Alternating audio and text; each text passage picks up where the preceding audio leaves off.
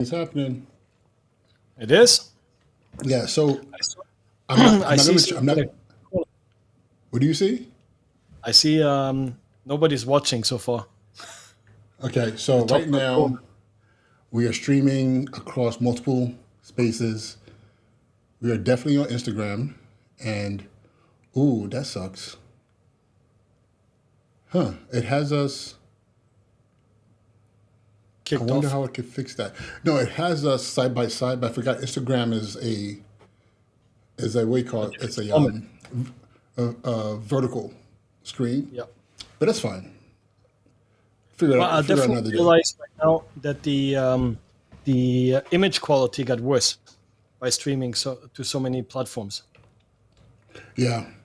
But the other thing too is like from like mine is okay because I'm streaming from here, so you're coming Okay. to me and going back out Yep. again. Yep. So the only thing is, let me see this. Let me check. Check on I want LinkedIn. I'm gonna check LinkedIn and see what looks like if I'm even on LinkedIn.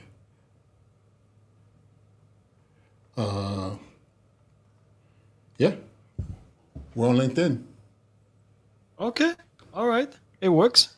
So there's definitely a delay because I can tell this right here. Look at the hands. Now I'm looking at Yes. the phone. There's definitely a delay on Yep. there. And then Yep. I didn't do Facebook. I did YouTube. I know YouTube is definitely working. That one always Yep. works fine. Let me see. Switch, sneaker principal, and your videos live. I don't know. I don't see it On where? on YouTube. Okay. Content live. Huh? Well, it doesn't matter. After we're done, I'll go back and check all different spaces. But this is experimental because again, I haven't done this in Yep. such a long time. But and it I'm says, upset. Yeah, let's try. yeah, the only so right now it's Curious. saying that on on YouTube and all the only one that's not working is X. Anything with X Okay. is that I haven't done X in a very long time, so I did figure that out. But we have a comment here, Jeff D S63. Thank you so much for helping us in this process because we have no idea what everyone else is seeing.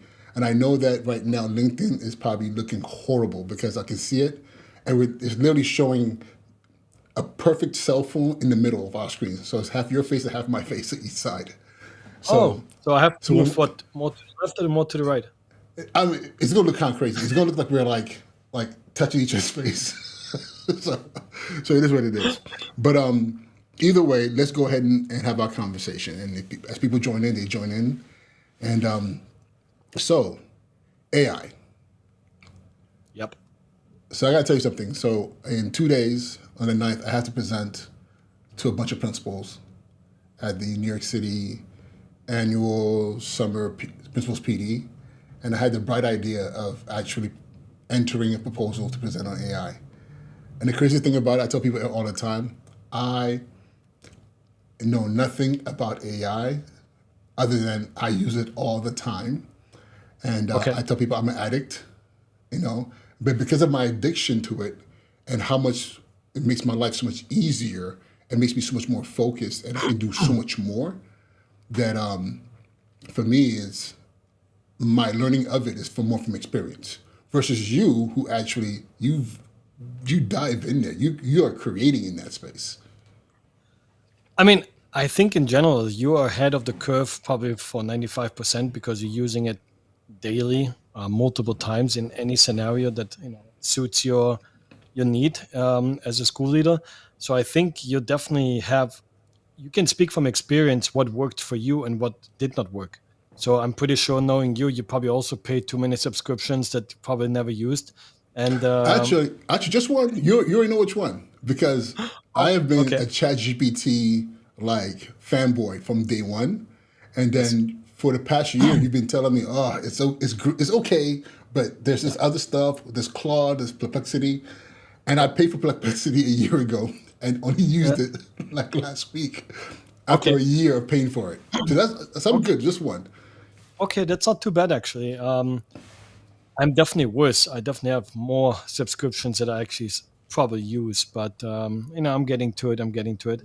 But I think in general, everybody that gets in contact in some shape or form with natural language models, AI, any form of intelligence that can make your life better and easier, will definitely see the improvement of probably time that they have more on hand to do other things.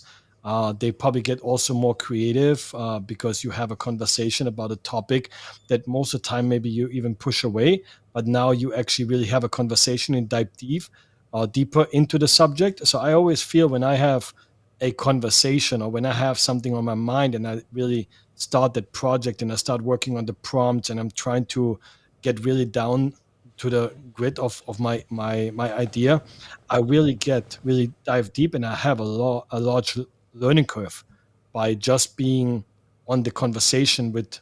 I always say a world class, marketer or world class writer or world class lawyer or world class, I don't know, fitness coach or a world class health consultant. So I think you always learn something on the way when you have these conversations when you use it for something that you're curious and that you're interested in.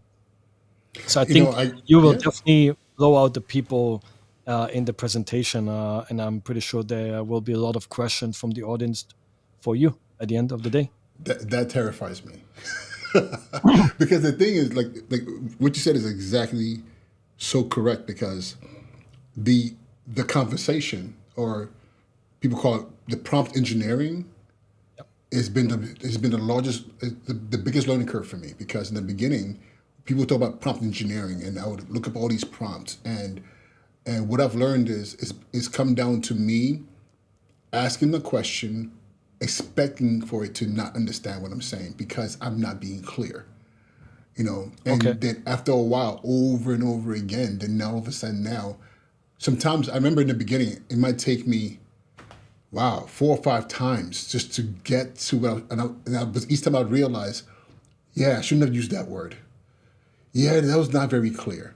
And now I can literally, within first try, I would say 80% of the time, get to the point of what I'm trying to get to because I've learned how to speak prompt engineering, I guess. I don't know what the language is, but it just left in my brain. I'm able to say, okay, now if I want this, or sometimes if I ask a question, I'll create a task, and it's wrong. As soon as it comes out wrong, I know exactly what I did wrong. I could Okay. go back and say, okay, let me go back and edit that, and okay, and then it comes out better. Or sometimes the question might be something that is so ethereal that Yeah. it's going to be wrong no matter what you do because it's something you have to that maybe I haven't thought out well enough, Yes. and maybe the answers are not quite clear enough out there, But it's just an amazing thing to be able to do that. I mean, I personally believe that the more and more people will actually um, will use all kind of these tools, these applications, really in a way that they will think before they actually prompting something. I think a lot of people, and I'm telling now a secret from my wife, she uses it as something comes to her mind.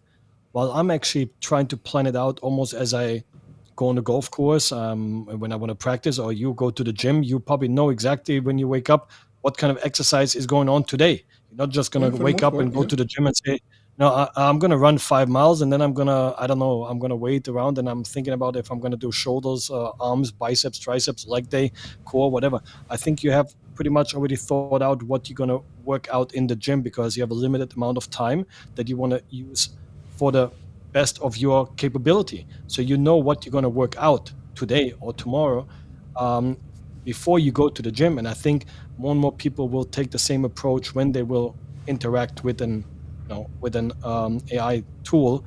They will actually, okay, not only more prompting, but they will think about, okay, what do I really want to get out of it, and what do I really want to have as a result of my conversation with the tool.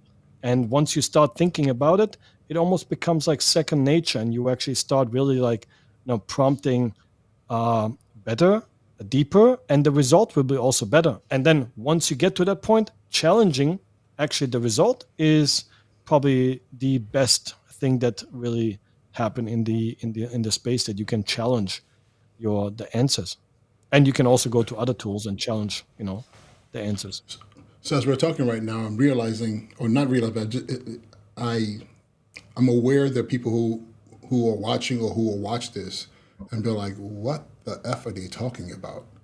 Because we're That could speaking be. from experience, like Yes. So, for example, my question to you right now is, and this is a cool question because even though you don't necessarily work directly in education, but you work in education. You're not a classroom teacher, but you've been in classrooms. You've supported teachers. You supported schools.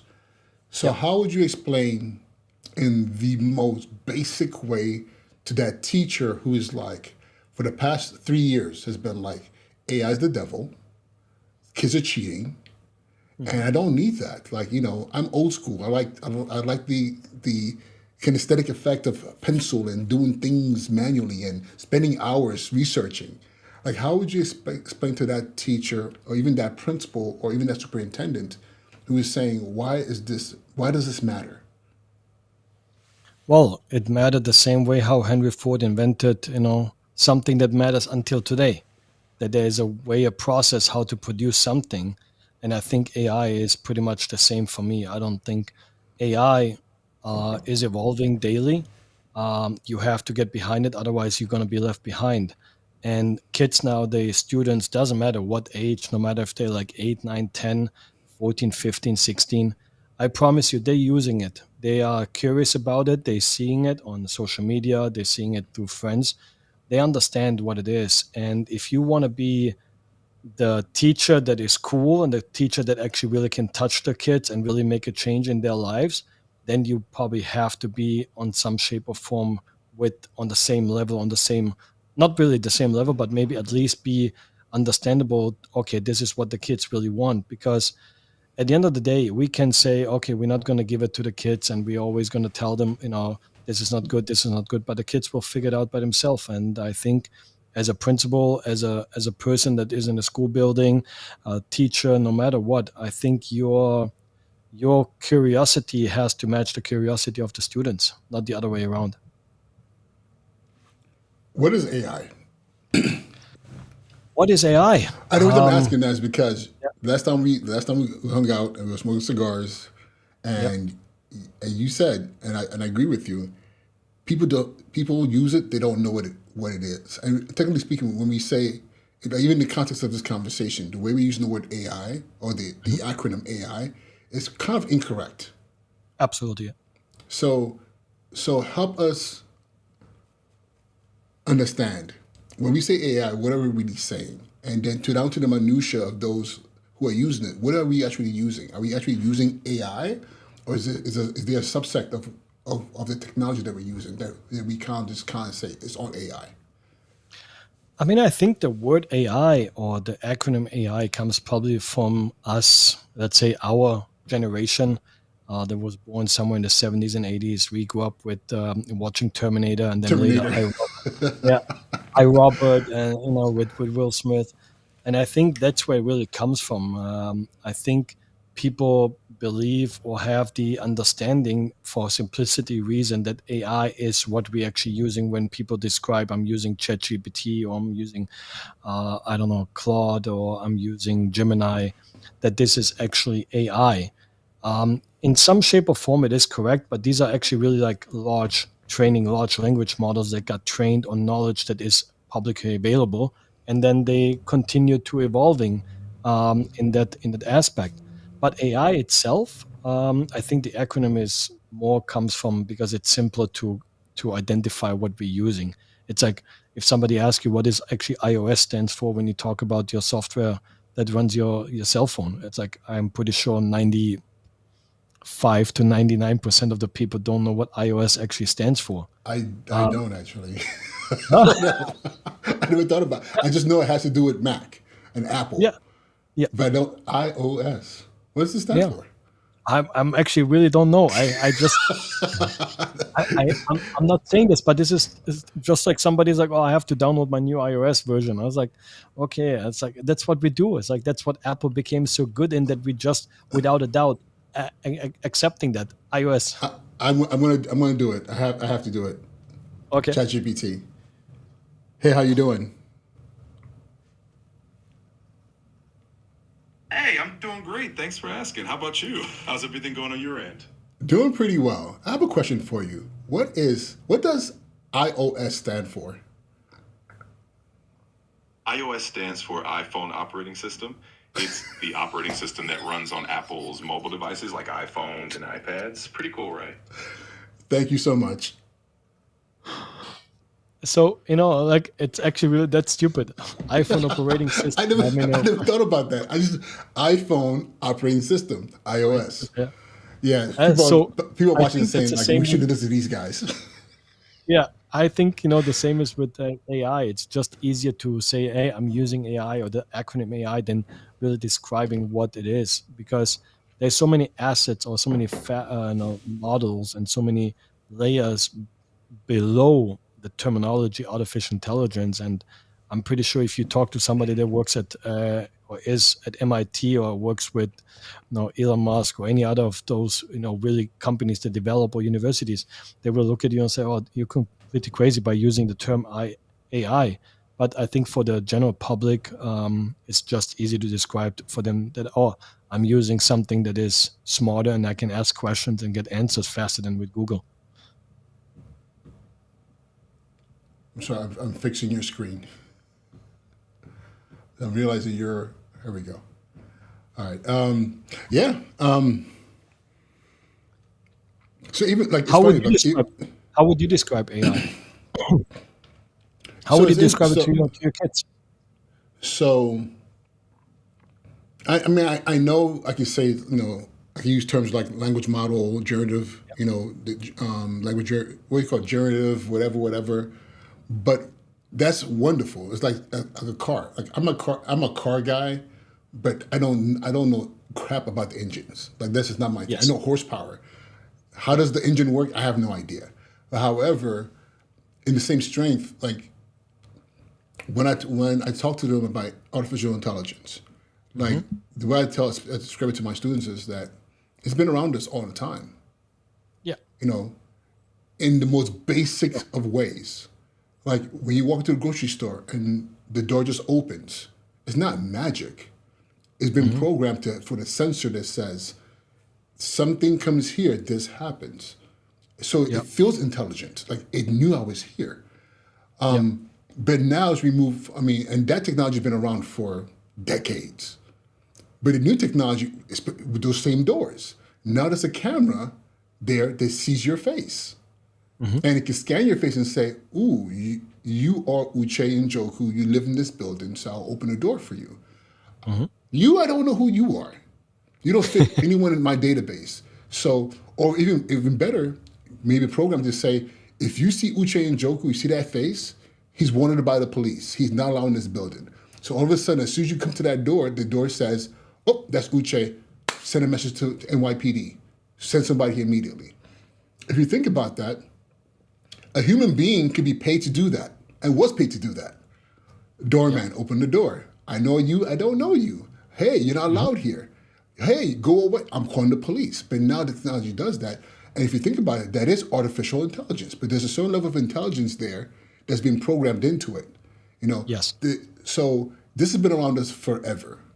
But now what we have is this new generation where it's building its own knowledge base and in some and but it's still programmed. This what you're learning, you use it for this, and this new ability is so incredible because now we're communicating with it, and I think that's where the gray area is and what scares a lot of people.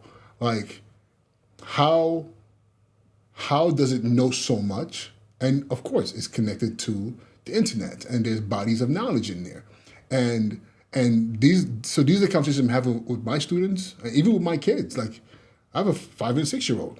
My son will pick up the remote control and give commands. Yep. And in his mind, he really believes it's real. He's like, oh, he got it wrong again. No, you did it wrong. you know? And what's interesting is that I'm looking at him, I'm thinking to myself, in 5-10 years from now, there is no remote control to talk to. It's him walking into the space and just speaking naturally. Yep. Or even better yet, him walking into a space and whatever tasks are programmed for him happen. He's an adult, he walks home. The coffee machine comes off, because he's just walked in. Or there's a timer on there knowing like, hey, GPS location, he's 5 minutes away, let's make the coffee. Like all those things, we call artificial intelligence because it's not backed by real human being, but it's still things that you can pay somebody to do. But it's backed by science, but in a very incredible way, because what's being backed here is the basic mundane things that we do as human beings that now this thing can do for us. But not to make us lazy, but to give us more time. If you use that time wisely, you can do some pretty dope things. I mean, I think there this aspect of people saying humans become more lazy or become lazy with more tools at doing certain tasks for us. I think that's the same. It's evolution. Everything goes in cycles in life and in history. And I think 100 years ago, people didn't go really to the gym. They had to work out because otherwise they don't have food.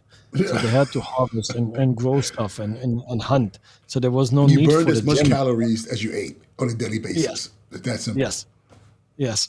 And so in some cases, you burnt way more than you ate because in the winter you had less food. Or you didn't hunt anything and you walked home alone. So Exactly.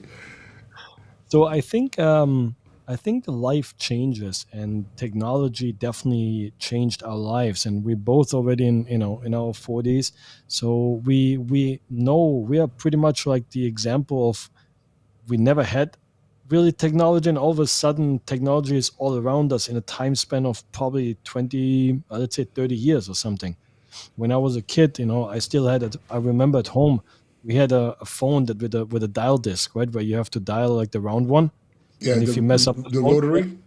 yeah, there was so once you mess up, you have to start from the beginning again. It's like, I mean, who we taught that's not really that long ago, and kids nowadays don't even know what it is, camera, whatever it is. My son was, But hold up, but that's crazy though. I'm sorry to interrupt. The rotary phone. Like I remember that was my first memory of a telephone. You had to. Then I remember the first time I saw a push button phone, I was like, wow. Like this is and it was like cordless after that. There was cordless. I was like, mind blown. Like, wait a minute. I could walk to the other side of the room, you know? And then don't I don't know if this ever happened to you. As a kid, then you left the phone somewhere, you no one could find it. Then you get in trouble for that. No, until the battery dies and the battery starts died. beeping. Yeah, exactly. But yeah, it's something that we don't even think about, like how those things advance. But I'm sorry for interrupting. You're saying about your son? No, but I'm just saying it's. I think the statement that people say, technology will harm us or will make us lazy or make this and that. I think there's just a different, level to it. I believe that yes, everything can make you lazy, right? The television can definitely make you lazy and spend a whole entire day in front of the TV and just eat food and not doing anything, but that's okay once in a while if you need it, because everybody has to calm down. I think technology, like you said earlier, can give us actually time back to do the things that we want or give us the freedom. We're communicating right now through a form of medium that did not exist 10 years ago. And it doesn't really matter where you sit or where I sit, what time it is. We have a chance to communicate with each other and live stream it to, I don't know, 5, 6, 7 different platforms.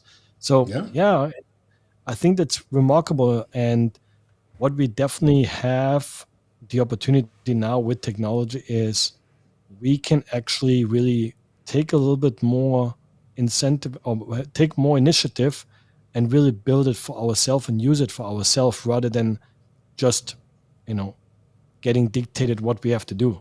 So I think technology is a tool that using it wisely is amazing. And the same is with artificial intelligence, large language models, general AI, whatever terminology you want to use. I think it's remarkable, and it can really enhance and really, uplift you to do something that you maybe 5 years ago would have cost you a couple $100,000 or $10,000, and I don't know how much time. Yeah. I share 100% right about that because I mean, you know about this, but a lot of people don't know about this. And I'm talking about it even more now because now I felt comfortable because I didn't want to deal with people questioning the why. Why would you do it that way? So, with my school, when I took over my school, at that point in time, I was in the beginnings of my usage of AI, like, let me not say AI, ChatGPT. And then I realized I can upload data into it and help and ask it, like, what does this mean? And I can ask it questions. And very basic to the point. Not like, here's data, how do I save the school? Like, here's data, this is attendance data. What happened this year? What happened that year? How many students were in this pool? How many students were in that pool? And I was doing that, and I used it to create my 30, 60, 90-day, and 100-day plan on the things I need to do very clearly because this school needs to be turned around. The school's on a closure list. And it gave me a plan. I read through that plan. A couple of things didn't quite make sense for what I was trying to do. So I went back and said, hey, remove this, update this. Here's some more information. And it did it all for me. and again, let me take that back. It didn't do it all for me. I had to provide it with the data. I had to give the task. And it's funny going through that process, and most people would say, wow, you're cheating. You didn't do that yourself. But then I asked myself, if I went out and hired a consultant and paid him $1,500 a day to go through the same process,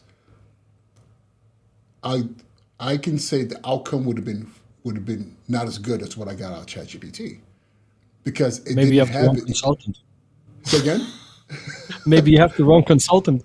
No, but the thing is this. $100. No, but listen. I mean, that is not listen. I know people are charging $3,000 a day. Yeah. But the thing here is the fact that I'm able to ask questions, ask stupid questions. But sometimes what happens when you're working with a consultant, you're like, let me not ask that question. That sounds dumb. But that dumb question might be the question that you need to actually ask, because it hasn't been thought about. But the whole entire process and the document I came out with was a document that I followed to a T that first year, me in that school. And you were there. You saw what happened.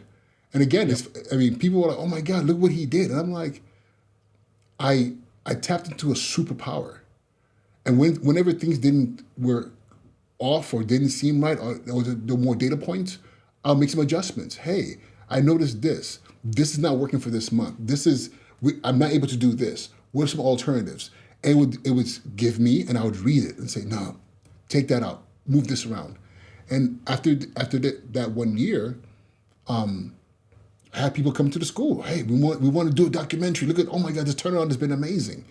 And again, being able to think and be in a space to create something, knowing that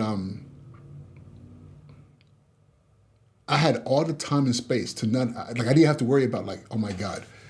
Let's say you're my consultant. Oh God, Marko, damn, another day, that's another $1,500. Oh my God. I need to talk to him again, but now I need to throw out all we talked about yesterday because I just realized it's not going to work. I didn't have to do that. I paid my $25 a month with ChatGPT, and I had a conversation back and forth. And I've told you, I have hundreds of conversations. And that conversation around the school turnaround is thousands of conversations, literally thousands of points, to the point where some of those conversations ended. I had to create a new conversation and continue another conversation because again, it was just like digging and digging and digging and digging. And that was something that changed the way I lead. It changed the way I use the technology. Even changed the way that support my teachers. Because I tell them, like, listen, I come to your class to observe you, and you're struggling with how do I differentiate for 12 kids who have 12 different needs? And I'm like, okay, let's pull up ChatGPT. Okay, we're not going to put kids' name in there, but student 1, 2, 3, 4, 5, 6, up to 12. These are their needs. These are what I'm teaching. What tools, what strategies can I use? Which ones are close together enough that I can use similar strategies? Then all of a sudden, within the snap of a finger, you get a result. You go over it. Wow, this is good. But I know that this is not going to work for this kid because, okay, let's make some modifications. And all of a sudden now, the confidence level is up. You know, they're not shaking when I walk into the classroom because, oh my God, I know I'm not ready here. Because they're using something. Again, if I had to hire a coach to do that for them every single day, Yeah. the school will be shut down because we have no money. You know, but again, just having that technology there is amazing. And it's not just education. I mean, you know better than I do. Industries that have been revolutionized in the past 24 months. Absolutely. Like it's insane. And people are talking about, oh, people getting fired and losing their jobs. And I'm like, nah, but I'm more excited about what new jobs are going to pop up.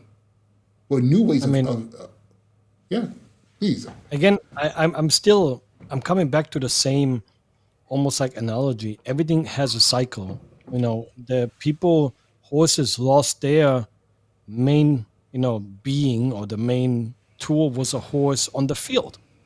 It's like later on we used engines and cars and then tractors and bigger machines and bigger, there's a cycle in it. And the same is with everything else. I think just because technology sometimes can be scary and people maybe also through the media pushing a certain narrative out that it is, interrupting, or that is people losing their jobs because of a groundbreaking technology.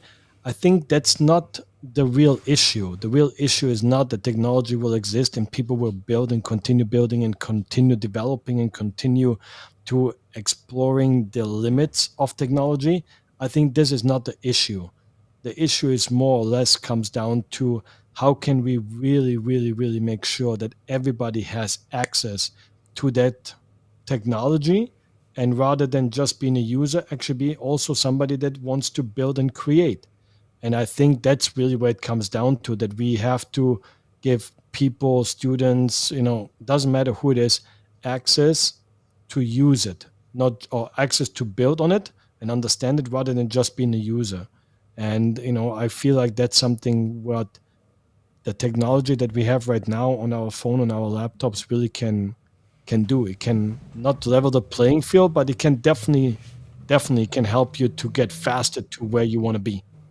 You still have to do it by yourself, but you still, it goes a little bit faster. It goes better. You have a fast track. You have like something that is your own personal manager, your own personal consultant that can be with you along the way, no matter what you want to build or do. So so I have this question. As you were speaking, I'm thinking to myself, so right now, a lot of the work that I'm doing, I mean, it's 100% about our children, our students, our kids, and the future that is right here, right now.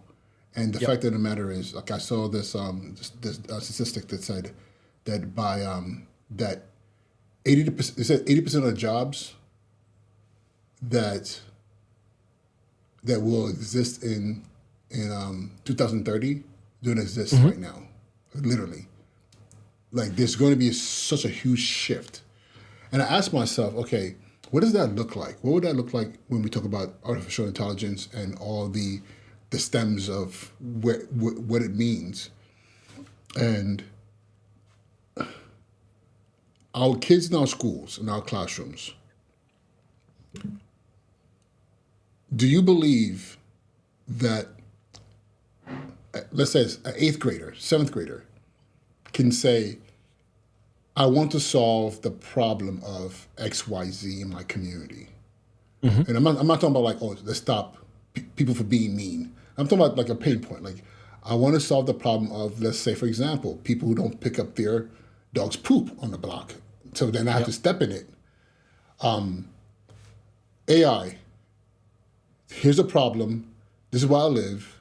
I've walked around and around my block, and every 5 feet I see poop every morning at this time. Get all that data. Give it to ChatGPT and say, I need you to consult with me as the world's best poop elimination consultant, Yeah. and I want to build an app that helps people find the nearest trash can or the nearest spots, so that so it's out of the way. So even if you don't clean up after yourself, if you do it here, at least people don't step in it.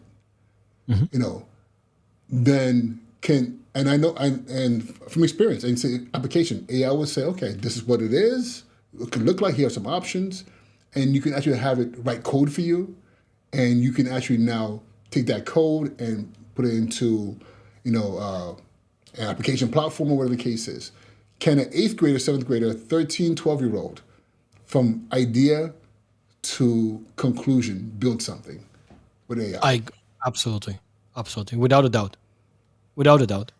I mean, I don't really know how old the person was, but I just saw a little report about somebody that built an app that is in 72 hours. He built it, and it's all about where the next softball field is to play softball. So pick up softball games, because he or she, I don't know, is a softball fan, and they were looking for pickup games in the Bay Area in San Francisco.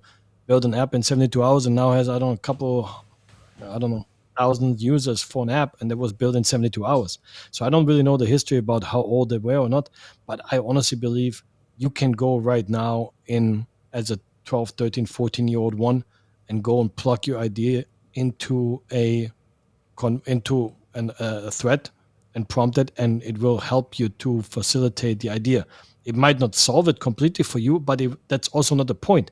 The point is not that all these tools will solve for you everything. They're just giving you, support that you can constantly ask questions about. If you don't understand, you ask. And I'm no coder, I'm no programmer. I know the basics of coding of HTML and CSS and Python. That's all I really know in my life. So I'm not a big coder, but we built our entire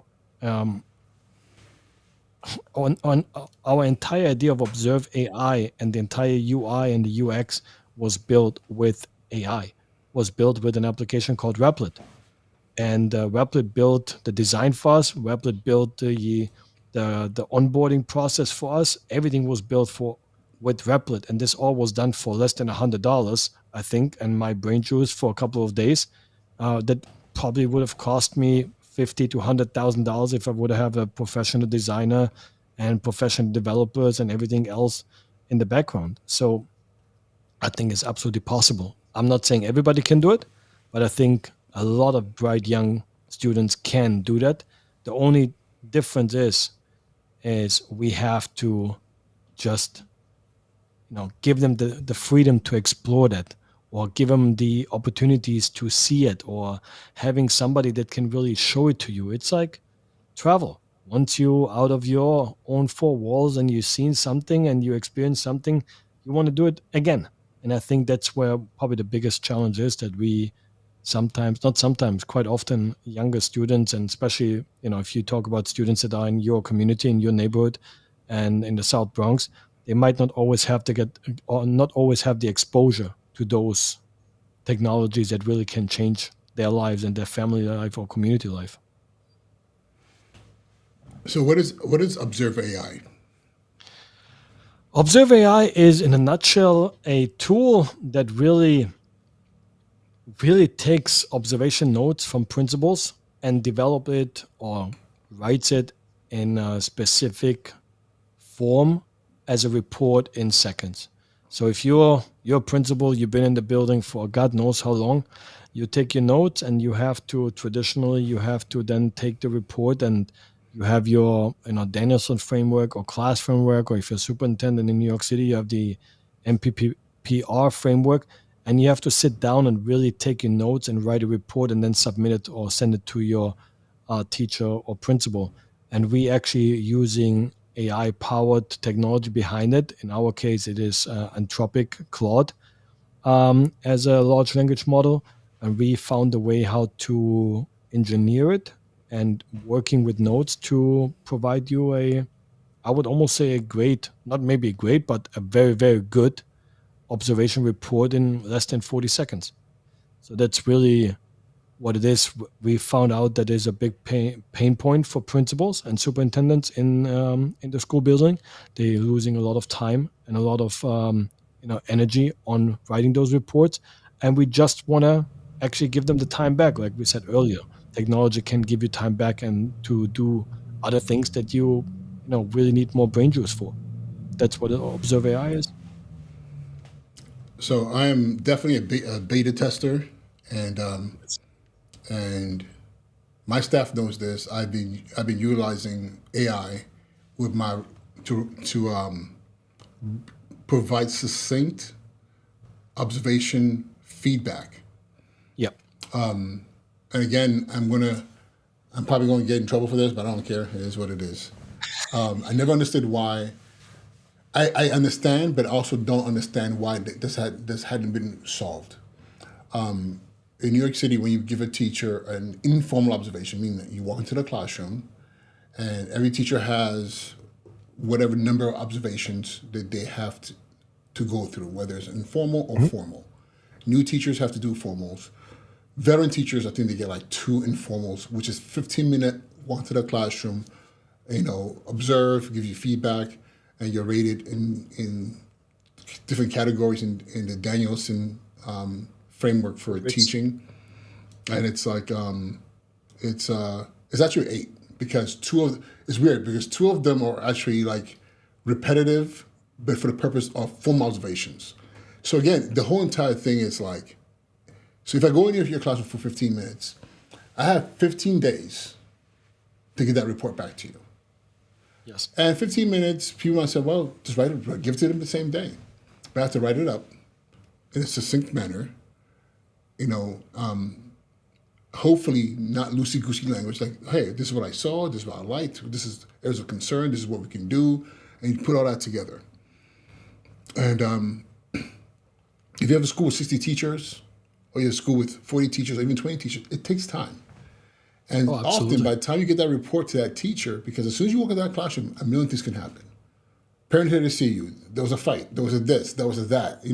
So-and-so's calling you. And before you know it, you get to the report, you're like, it's been a day or two. So now you're trying to remember what happened a day or two ago. Yep. Hopefully you took really good notes. Or sometimes like I've done it. I'm looking at my notes and I'm like, what the F was I thinking? like I don't even know what I'm trying to say here. Because I'm writing furiously, trying to capture everything in the classroom using my shorthand. And so what I did was I realized, wait a minute, maybe I can have AI, a ChatGPT, let me stop saying AI, use ChatGPT and give them those 8 categories, the 1s, the 2s, the 3s, and 4s. Give them in there, explain to them, provide as much information what this is, how this works, the how it's supposed to be used.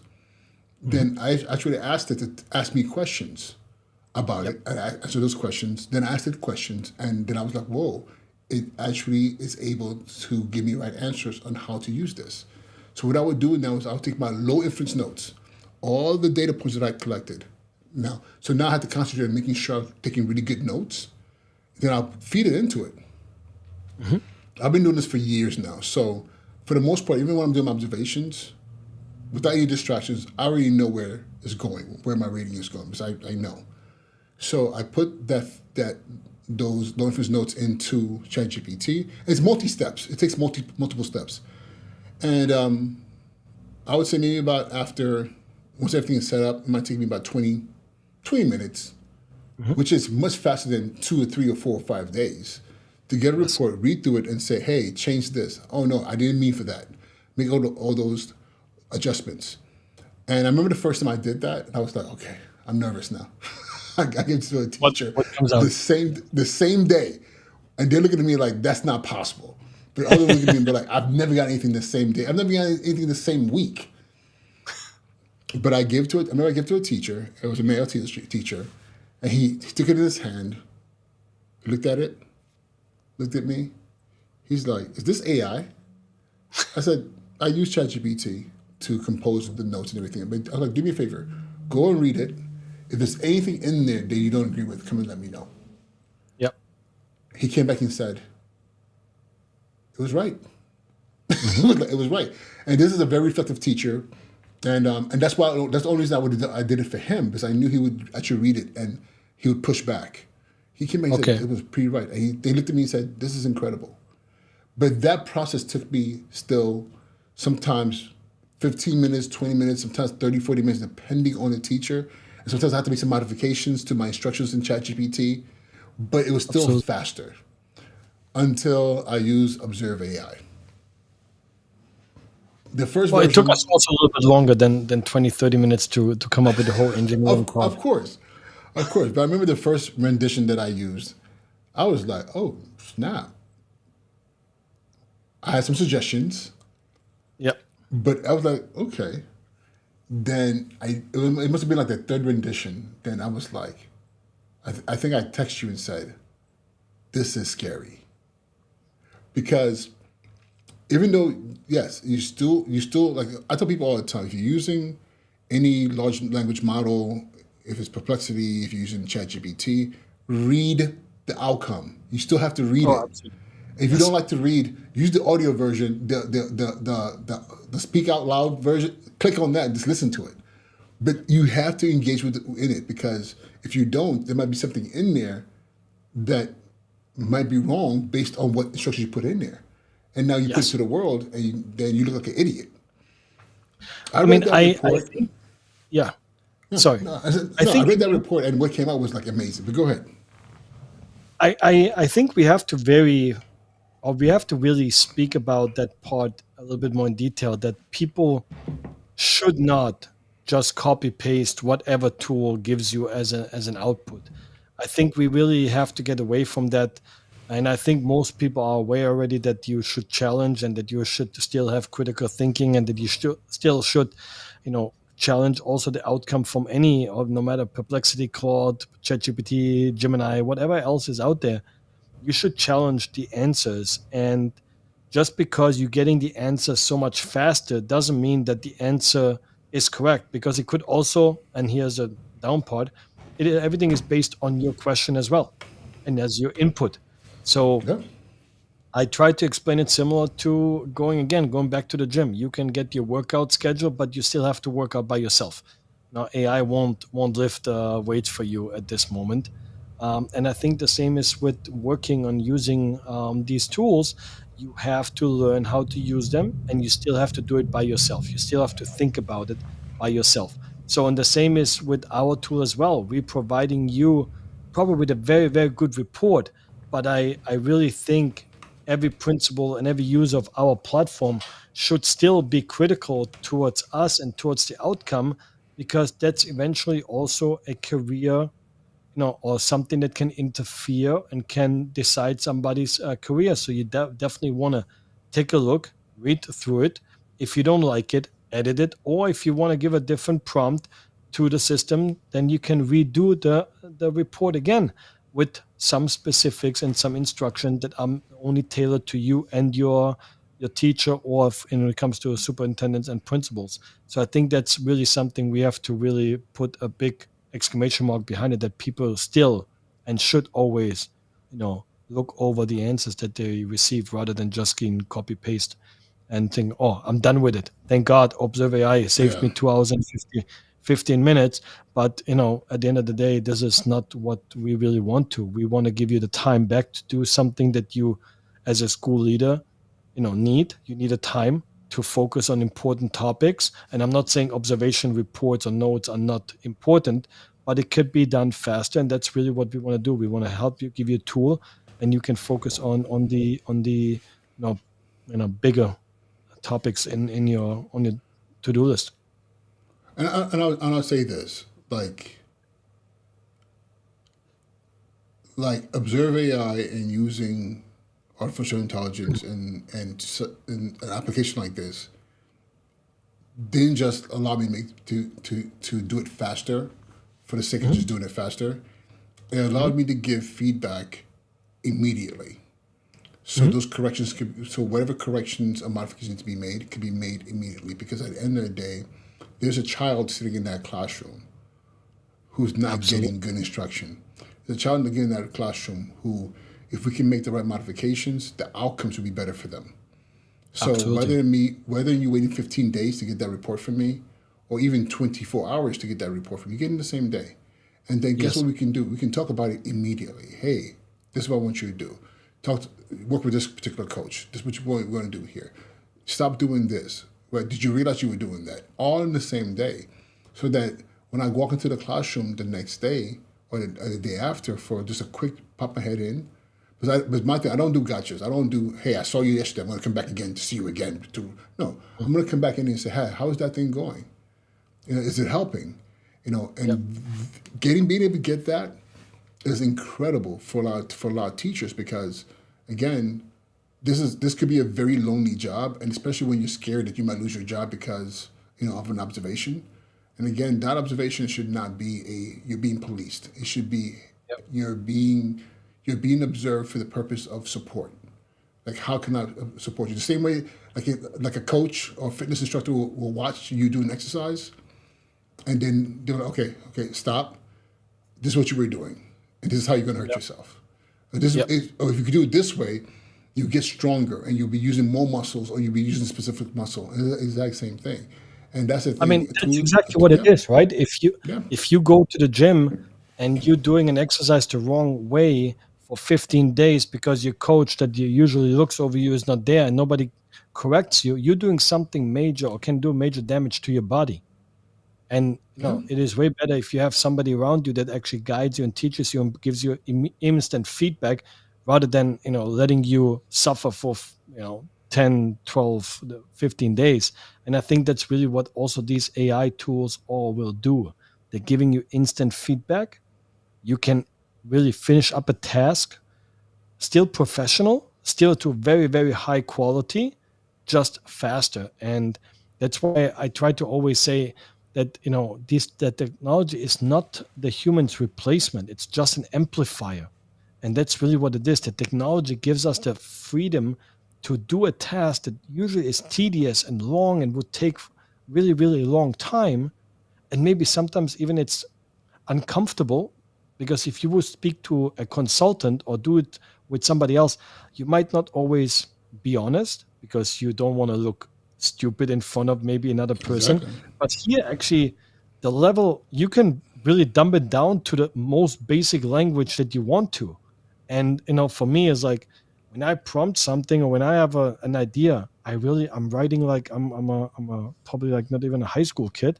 I'll say, okay, this is what I want to do. You are the world class marketer. This is my problems. I'm listing out all the different problems, and this is what I want to do. And then I have a honest conversation. It sounds really stupid, but I have a conversation with the tool because I'm asking all these kind of questions so that I can get to the bottom of my problem and solve it in a very, very fast time that usually would take me longer. And I would have conversations with people that maybe even sometimes I wouldn't be honest because I feel I don't want to look stupid in front of them.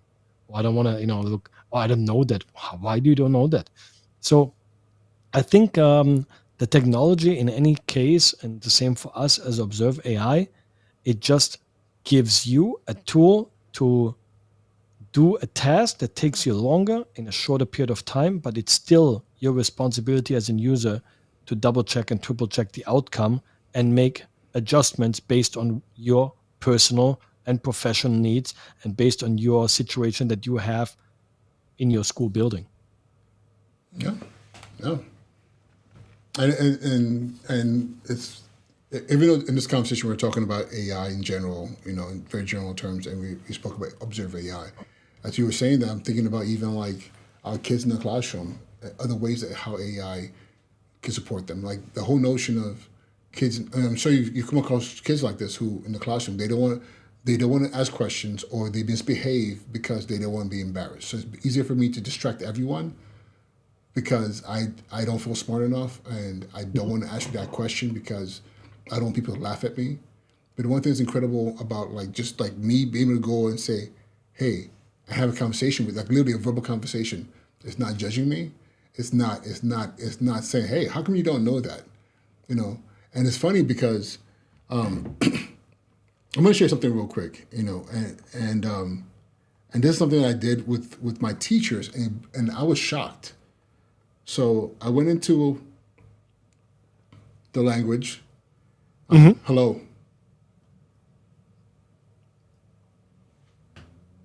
Hey there. Let me know if there's anything else I can help with. Yeah, I am having a bad day, and I just nothing's going right today, and I just need some encouragement. I'm really sorry to hear that you're having a rough day. Just remember that tough days happen to all of us, and they definitely don't last forever. You've accomplished so much, and you're stronger than you know. So just hang in there. And if there's anything I can do to help brighten your day, just let me know. How the world? This is the thing that throws me off because again, I see in my head, I see all the great applications for children. Mhm. You know, the fact that it didn't just say you're having a bad day. I'm sorry that you're having a bad day. Just cheer up. Like it slowed its tone. It spoke in a manner that felt like empathy, Yes. and it was encouraging. So I'm thinking, what the millions and trillions of data points that went into this to be able to do that. But again, for a child who might be at home and saying, "I'm struggling with this math problem," Mhm. and I could take my phone, take a picture of the math problem, Yep. upload it, and have a conversation on how do I solve this. Like that's incredible because again, a parent doesn't have to spend 25, 50 dollars an hour for a tutor. And I'm sorry, nowadays $100 an hour for a tutor. You know, Mhm. literally the technology that knows the math better than any human being Yep. can now say, okay, I'm talking to a 5-year-old, I'm talking to a 7-year-old, you Yep. know, and I would advise parents sit with your child and do this. But again, the fact that you can get that immediate feedback, you know, it's funny, like when we talked about crypto years ago and we talked about the decentralization of banking, Mhm. I truly see the decentralization of education. It doesn't have to come from that one place anymore, you know. And again, crypto didn't eliminate banking. It helped banking understand we got to do things differently. Yeah. And And I feel still like now, this was happening. I know they still do dumb shit. I mean, yeah, I mean, listen, we can talk about those two topics probably for hours. Yeah, What I really think is, and you're absolutely right, you have a very, very powerful tool in your hand. There's actually no reason why kids, students nowadays do not know an answer. That's almost impossible. The only thing is like they're getting different ways now to do math or doing different ways to get to the result. And sometimes I come across these, you know, nowadays I would almost say very, very smart ways to do multiplications of numbers. I don't know, 1,545 times, I don't know, 10,045. And then you see these little kids just doing this on the board. And while I back in the day, like 40 years ago, I had to do it a certain way, right? So even the way how you do math, simple addition, subtraction, division, changed the way how I got taught by my dad. I had to learn everything one times one. I had to learn it everything from one times one till 25 by 25 in my head. Now these kids getting smarter and they're doing things different way. And I think the same is with education as well. I think kids are smarter. If I compare myself and the level of knowledge that I have and probably had with when I was 7 and 8, and now compared with my son who is now a little bit over 4, oh my I mean god, yeah, it's ridiculous. So it's like it's mind blowing. It's like what was also funny, just a side story. I think the first time he realized what actually commercials are because he doesn't usually use regular TV, so he just oh, has apps. does he get upset? My son be like, what is this? Like, Yeah, I was like, stop, what Daddy is is not. this? He's like, Daddy Daddy, is what is broken. this? So that's how spoiled they are. But I think education will change. I think the way Yeah, how we will um, teach, the way how children will observe the information and knowledge will change. I still think you have to know the basic of math and language and reading and writing, but I think after that there will be, yeah, how you're gonna get to that answer will be shorter. The yeah, 45 minutes to finish a test, or whatever, 30 minutes, 45 minutes to finish an assignment in the traditional setting of a classroom, I don't know how long that's gonna survive. Yeah, I mean, it's so my brain is running at 1,000 miles an hour because I'm thinking to myself, that traditional test, Yeah. like my kids just a bunch of my kids just took the Regents Hmm. as middle schoolers, and I'm asking myself, what does it look like to sit in front of a computer and have a conversation, and it's asking you questions, it's Hmm. asking you to defend certain things. What is a cell? What does that work? Well, this Yep. person has this, and you can actually talk. You can actually have a conversation. But something that's different about writing your thoughts and speaking your thoughts. Oh, And I'm absolutely. wondering, what would this look like in a world where the application could assess you through Hmm. conversation and say, yes, Marco gets an A because he got 90% of our conversation correct. Hmm. Because even in that conversation, I can say, well, you said this. Elaborate on that. Like, why wouldn't you say this? And like that space is incredible. And right now, I know it can happen right now. It's just about making the right programming features into certain applications. I mean, just two things I wanted to share with you. So number one, if you ever have the chance to look over the synthesis school, synthesis.com, it's a way using technology to teach and communicate with students. It's an online school. Check this out. But then also what you just mentioned is like, so on the side, I got a consultant gig with a company that contacted me, and usually was always with some of their clients, so I'm providing feedback and providing consulting in the AI space to their clients, and I get paid for. And then they contact me last week, said, hey, Marco, we would like you to be part of a testing group. I said, okay, what is it about? Well, instead of talking to clients, you would actually have a conversation with a AI model. And I Oh, said, okay. okay. And I said, do I get paid the same way? It's like, yes, you get still paid the same way. And today I had the first honest conversation with an AI model and get paid for it. And you getting the feedback instantly. So the questions that model had for me were as deep and as short as I wanted, as my answers were. But then it really went question me again. Okay, so hey Marco, we talked about XYZ. I really appreciate it. What do you think about this and this and this happening? So I had to, like you said, I had to defend my short-term answer and really had to provide an in-depth answer on what I really was thinking about it.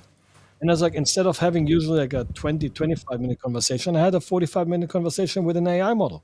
I was like, what is ridiculous and what is insane? But that's really where we're going to. And the same is probably with the students as well. Rather than just dropping off a paper or writing an answer an app, you probably in the future really would have to defend your written statement verbally. And that's really where you also then test, did the person really learn something, or did they just copy paste the answer from a ChatGPT into the text field? It's funny. Like, I'm thinking about being an undergrad. I wrote Yeah. a lot of papers, Yes.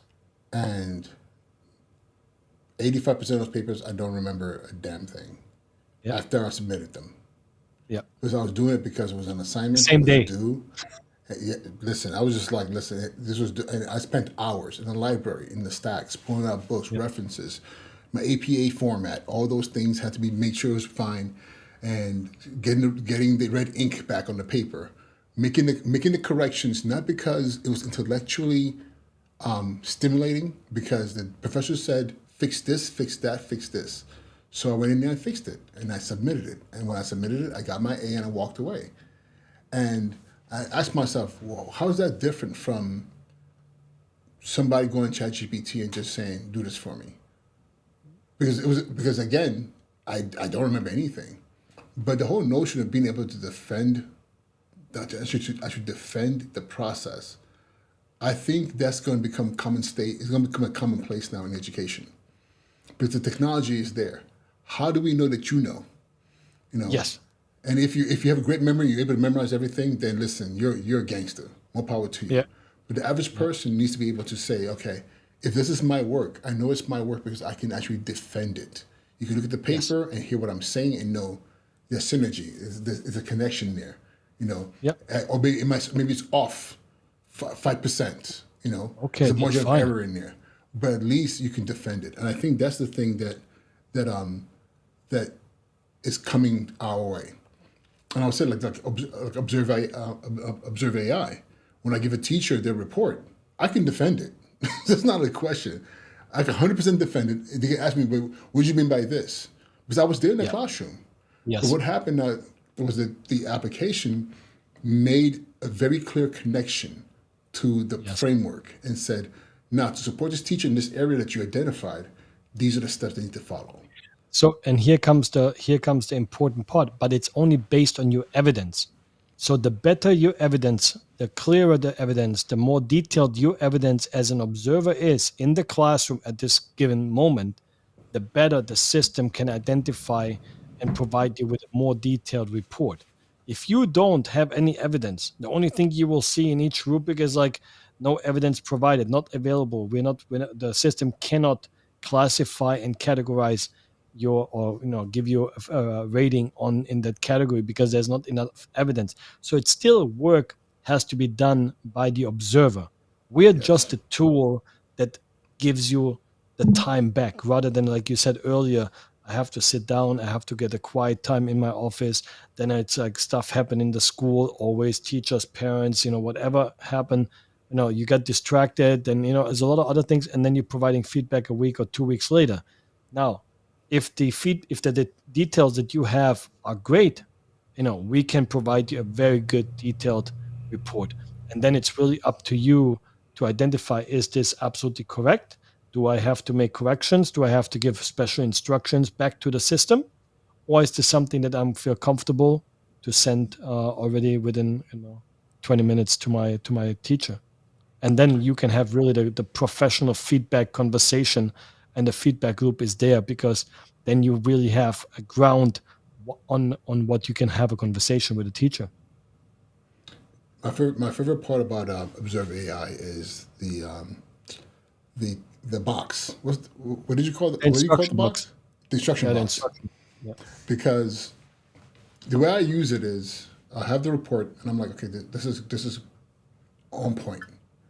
However, I just need a little that je ne sais quoi. That's something about it. And the fact that I can say change the tone to increase the sense of urgency.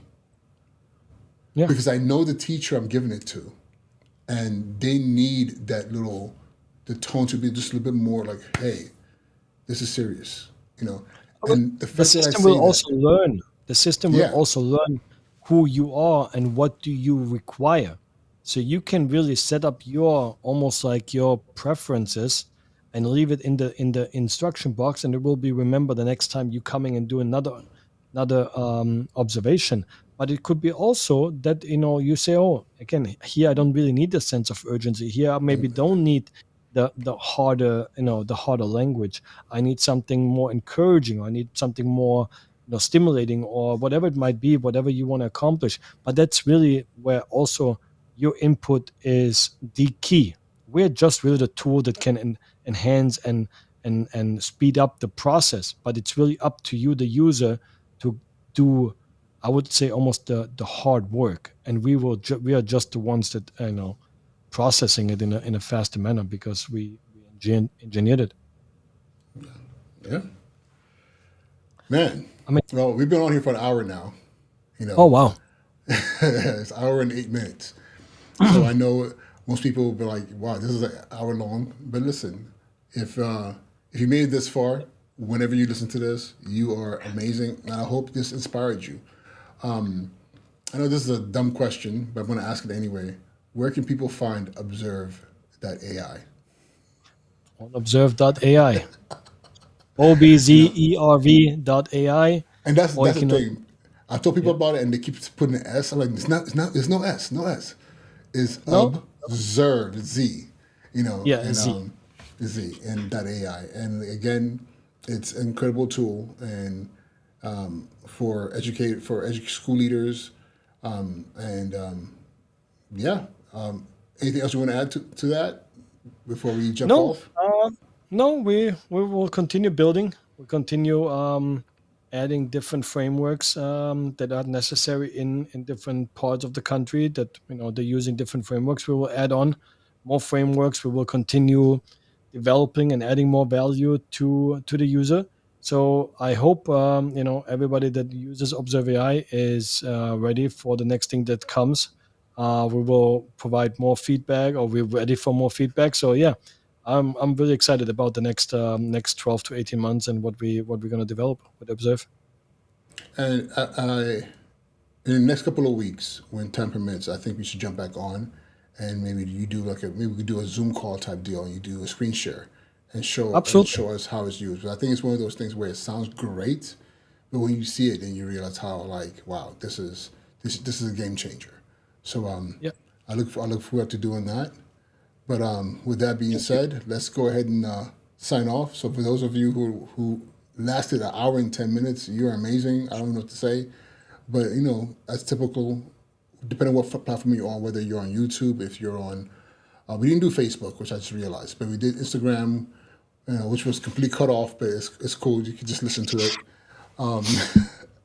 And LinkedIn and Twitch. I don't know who is watching on Twitch. That's just insane. I didn't even know it's still around. And for our friends on X, I'm gonna have to make sure that next time it's done correctly, so you can watch this on X as well. So Yep. with that being said, this is Appreciate Uche and Joku, the sneaker principal. Thank you so much for your time, and I till appreciate it. next time. See ya.